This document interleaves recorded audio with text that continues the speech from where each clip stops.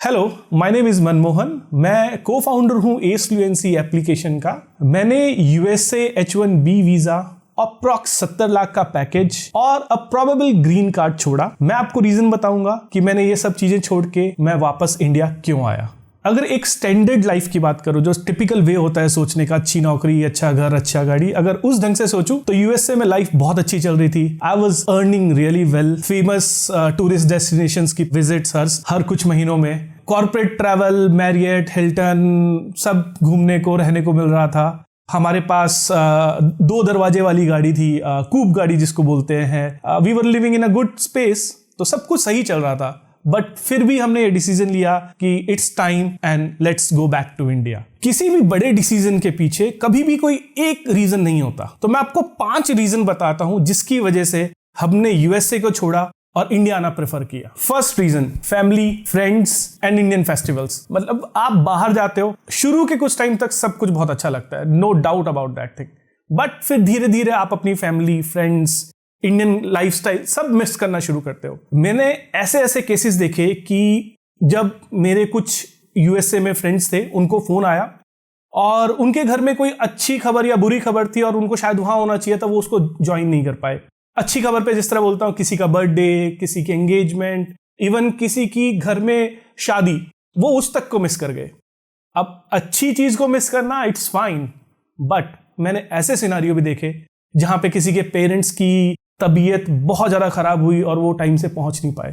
मतलब कुछ केसेस मैं बोलना भी नहीं चाहूंगा, लेकिन आप समझ सकते हैं कि दे वर लेट। तो लाइफ बहुत सिंथेटिक हो जाती है, आप अपनी फैमिली से बहुत दूर हो जाते हो। दूसरा रीजन वो है लोनलीनेस। अब ये हर एक के साथ नहीं होता, ये डिपेंड करता है कि कौन किस सर्कमस्टांसेस में। जिस तरह मैं अपना एग्जांपल देता हूं कि हम जिस सिटी में थे वहां पे इंडियन कम्युनिटी थी, बहुत अच्छी इंडियन कम्युनिटी थी, बहुत अच्छे लोग थे। लेकिन आप एक चीज मिस करोगे कि जो इंडिया में आपके दोस्त हैं वो आपकी एज ग्रुप के होते हैं, आपके लाइक माइंडेड होते हैं, तो मतलब आप उनके साथ एंजॉय कर सकते हो। अब यूएस में ये कोई जरूरी नहीं कि आपको जो अपने फ्रेंड्स मिले, जो आप बनाओगे वहां पे वेल विशर्स जो होंगे, वो आप ही की एज ग्रुप के हों। हो सकता है वो आपसे 10 साल बड़े हों, हो सकता है वो 5 साल छोटे हों। और दूसरी चीज क्या है यूएसए में कि आप एक सिटी में हो, आप अपना एक सर्कल बनाते हो। और यूएस जैसी कंट्री में जो स्पेशली आईटी इंडस्ट्री में काम कर रहे हैं, वहां पे ट्रांसफर्स आर वेरी कॉमन। कि आप एटलांटा में काम कर रहे हो तो फिर 6 महीने बाद आप मिनियापोलिस में काम कर रहे हो, फिर 6 महीने बाद आप फ्लोरिडा की किसी सिटी में काम कर रहे हो। तो जब भी आप सिटी चेंज करते हो तो आपको अपना नेटवर्क, अपना फ्रेंड सर्कल फिर जीरो से बनाना पड़ता है। तो somewhere you will feel lonely. अगर आपकी पर्सनैलिटी ऐसी है जिसमें आप लोगों से बात करना पसंद करते हो, आप थोड़े एक्सट्रावर्ट हो, तो that will be a big factor. For me it was really a big factor. Third reason, uncertainty of visa. मतलब आपको वीजा मिला है, वो 2 साल के लिए मिलेगा आपको नहीं पता आपकी कंपनी उसको रिन्यू करेगी। यूजुअली करती है कंपनियों को, प्रॉफिट होता है, मतलब इंडिया से अगर एम्प्लॉय भेजा है तो वो अर्न करके ही देगा उनको, बट कंफर्म नहीं करेंगे। ठीक है, ट्रांसफर का कुछ कंफर्म नहीं करेंगे। और चलो कंपनी ने आपका वीजा प्रोसेस भी कर दिया, जब 2 साल के एंड में आने लगे आप, तो फिर आपको ये सर्टेनिटी नहीं कि यूएस एम्बेसी आपको वीजा देगी कि नहीं देगी। तो वो तलवार हमेशा लटकती रहती है, and that is really really really frustrating कि मतलब आपको पता नहीं मेरा वीजा एक्सटेंड होने वाला है या नहीं होने वाला है। मैंने ऐसे लोगों को भी देखा है कि जो अपने वीजा की एक्सेप्टेंस और रिजेक्शन की वेट कर रहे थे, एंड सडनली दे गॉट कि आपका वीजा रिजेक्ट हो गया, विद इन 2 वीक्स आप सब कुछ अपना बेचो और गो बैक टू इंडिया। तो मतलब life is totally unpredictable when you are on visa. Fourth reason, slow progress in your career. अब पैसा कमाना, पैकेज होना एक चीज है, लेकिन आपकी डेजिग्नेशन का इंप्रूव करना, आपका जो वर्क रिस्पॉन्सिबिलिटीज है उसका आपके एक्सपीरियंस का बढ़ना, दैट इज अनदर थिंग। तो ये जो सेकंड पोर्शन है ये थोड़ा स्लो हो जाता है अगर आप H1B वीजा पे हो। उसके 2 फैक्टर्स हैं, एक तो आपकी कंपनी कैसे हैंडल करती है आपके करियर ग्रोथ को, और दूसरा अगर आप स्विच करते हो तो सामने वाली कंपनी कैसे ट्रीट करती है। तो अगर मैं अपनी कंपनी की बात करूं कि जिस कंपनी में आप हो, यूजुअली क्या होगा कि आपने पूरे साल भर बहुत अच्छी मेहनत करी और मेहनत करके ही आप वहां पहुंचे हो यूएस में, आपको तभी ट्रांसफर मिली है। तो मेहनत तो क्राइटेरिया है ही जो काम करने का है। अभी पूरे साल भर मेहनत करी और जब ईयर एंड पे ग्रोथ की बात आई, प्रमोशंस की बात आई, तो क्या आपको एक रीजन मिल सकता है कि जो इंडिया में टीम मेंबर है प्रमोशन उसको देते हैं, क्योंकि आप तो डॉलर में कमा रहे हो भाई, आपको प्रमोशन की क्या जरूरत है। तो ये इमोशनल ब्लैकमेलिंग चलती रहेगी इनडायरेक्टली और डायरेक्टली।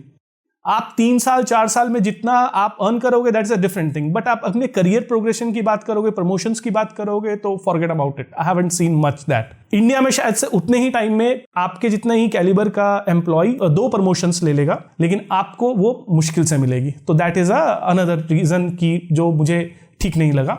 अगर आप वहां पे दूसरी कंपनी में स्विच करते हो तो you are taking a risk with you when you are joining another company, कि उस कंपनी को पता है ये H1B वीजा पे है, इसका वीजा कभी भी कैंसिल हो सकता है, तो वो भी आपको प्रिफर नहीं करेंगे आपके कंपैरेटिवली किसी यूएस सिटीजन को या फिर किसी नॉन यूएस सिटीजन को जिसके पास ग्रीन कार्ड है, वो उसको प्रिफर करेंगे। तो देयर ऑल्सो आपका जो कैलिबर है, आपका जो पोटेंशियल है, उसके बेसिस पे आपको जॉब अपॉर्चुनिटीज मिलना थोड़ा डिफिकल्ट हो जाता है।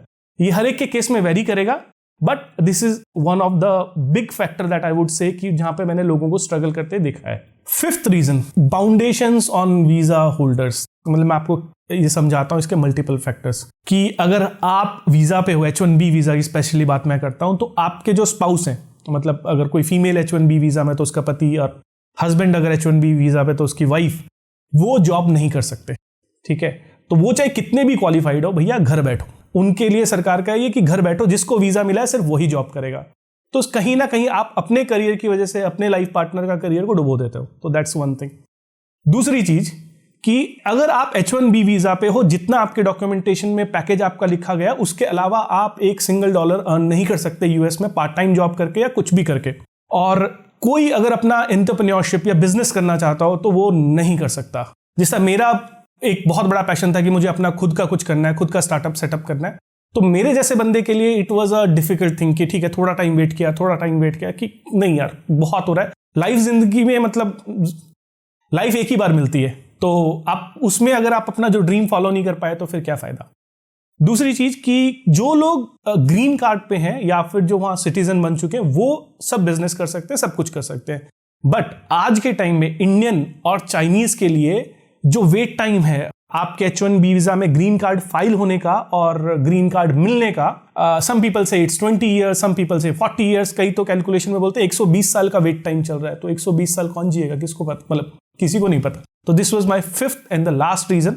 उसके अलावा छोटे बड़े रीजन हो सकते हैं, but these were the 5 main reason जिसकी वजह से मैंने डिसाइड किया कि भैया यूएस छोड़ो, चलो अपनी मातृभूमि की तरफ, और something, let's do something our own and let's try, करते हैं कुछ देख के।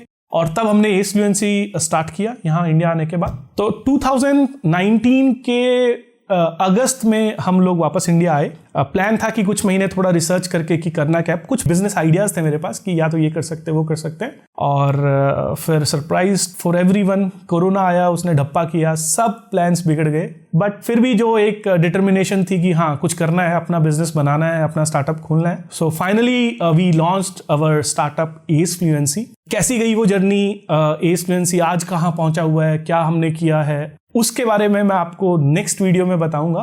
तो अगर आप अपने कम्युनिकेशन इंप्रूव करना चाहते हैं तो this application will really help you.